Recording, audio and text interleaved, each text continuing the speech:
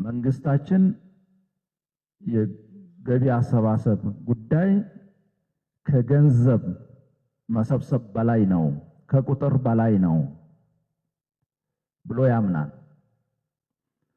የገቢ ጉዳይ ከምርጫ በላይ ከተርም በላይ ብዙ ጊዜ ፖለቲካ ፓርቲዎች በተለይ መሪ ፖለቲካ ፓርቲዎች የገቢን ጉዳይ ከስልጣናቸው ጋር አያይዘው የሚያዩበት ሁኔታ አለ። ዳግም ለመመረጥም ይሁን በሌላ መንግስታችን ግን ከዚህ በላይ ነው ብሎ ነው የሚያምነው። የገቢን ጉዳይ በሙሉ እይታ ላይ በመመስረት ከሀገራዊ ፋይዳዎች ጋር አስተሳስሮ ማየት ያስፈልጋል ብለን ነው የምናምነው።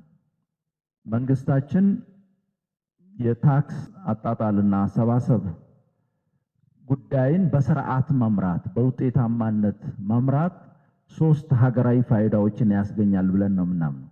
የመጀመሪያው ፈጣንና ፍትሃዊ ልማት ለማረጋገጥ የታክስ አጣጣልና አሰባሰብን በስርዓት መምራት፣ በውጤታማነት መምራት እጅግ በጣም አስፈላጊ ነው ብለን ነው የምናምነው።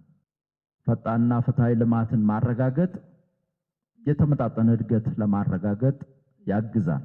ያው የጋራ ገቢ የሚከፋፈልበት ስርዓትንም ስናይ አጠቃላይ በህገ መንግስቱ የተቀመጡ መርሆችንም መነሻ አድርገን ስናይ የመንግስት ፖሊሲዎች ስትራቴጂዎችን መነሻ አድርገን ስናይ ያው እኛ የኢኳላይዜሽን ፕሪንሲፕልን ተግባራዊ ማድረግ አለብን ብለን ነው የወሰንነው። በሁሉም አካባቢ ተመጣጣኝ እድገት የማረጋገጥ በሁሉም የሀገራችን አካባቢዎች የሚገኙ ዜጎች ከሀገር ሀብት ፍትሃዊ በሆነ መልኩ የሚጠቀሙበት ሁኔታ መፍጠር፣ በሁሉም የኢትዮጵያ አካባቢ የሚሰጡ አገልግሎቶች ስታንዳርድ ተቀራራቢ እንዲሆን ማድረግ ያስፈልጋል የሚል እምነት አለን። ስለዚህ ከዚህ ጋር በተያያዘ አሁንም ክፍተቶች አሉ ብለን ነው የምናምነው። ገቢን በዛ ደረጃ አይቶ ትኩረት ሰጥቶ ከማሰባሰብ ጋር ከአጣጣል ጋር የተያያዙ ችግሮችን ከመፍታት ጋር በተያያዘ ክፍተቶች አሉ። እዚህ ላይ ሊነሳ የሚችለው አንደኛው መዋቅርና ገቢን እንዴት ነው የምናየው? ለምሳሌ በየደረጃው መዋቅሮች ይከፈታሉ። መዋቅር ከተከፈተ በኋላ ያንን መዋቅር ለማስኬድ ከገቢ አሰባሰብ ጋር አጣጣል ጋር በተያያዘ ያልሆነ ሁኔታ ውስጥ የምንገባበት ሁኔታም አለ ማለት ነው። ስለዚህ መዋቅሮች በዋናነት ህዝቡን ለማገልገል ነው። ህዝቡ ፍትሃዊ የልማት ተጠቃሚነቱ እንዲረጋገጥ ለማድረግ ነው።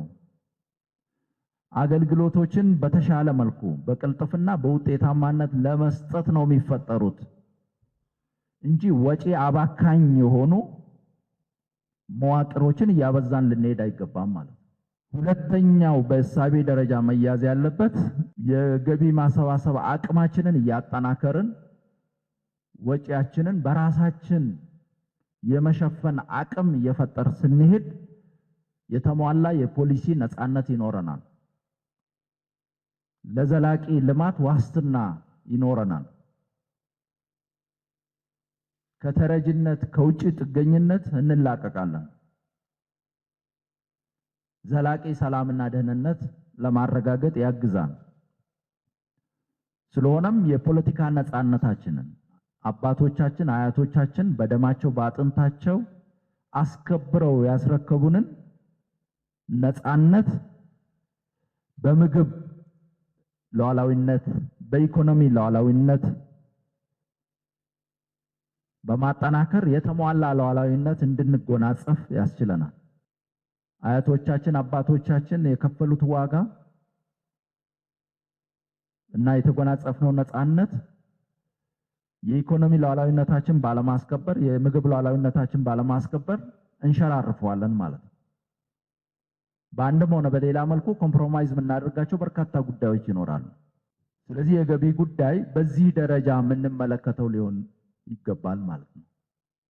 ስለዚህ እዚህ ያላቸው አመራሮች በአንድም ሆነ በሌላ መልኩ ከታክስ አጣጣልና አሰባሰብ ጋር በተያያዘ አመራር የምትሰጡ ስለሆነ ስራችሁን ስትሰሩ ይህንን ታሳቢ ማድረግ በዛ ደረጃ ጉዳዩን ከፍ አድርጎ ማየት ይጠይቃል። ሶስተኛው በአስተሳሰብ ደረጃ በደንብ መያዝ ያለበት ደግሞ የገቢ ወይም የታክስ አጣጣልና አሰባሰብ ስርዓትን በውጤታማነት መምራት ጠንካራና ቅቡልነት ያለው ሀገረ መንግስት እንድንገነባ የስቴት ቢልዲንግ የኔሽን ቢልዲንግ ጥረታችን ውጤታማ እንዲሆን ያስችለናል።